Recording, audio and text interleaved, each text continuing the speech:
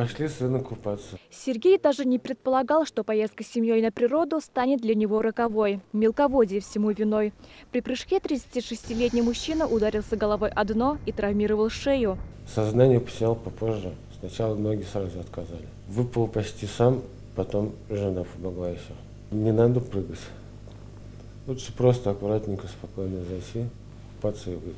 Ежегодно в РКБ поступает 10 пациентов с так называемой травмой ныряльщика. Это перелом шейного отдела позвоночника. Сейчас здесь 2 таких пациента. Здесь мы видим закрытый компрессионный переломовый вывих 5-го шейного позвонка. Для данного пациента была выполнена корпоректомия, удаление тела позвонка и фиксация накосной пластины. Шейный отдел позвоночника – это самый хрупкий отдел позвоночника, который есть у человека.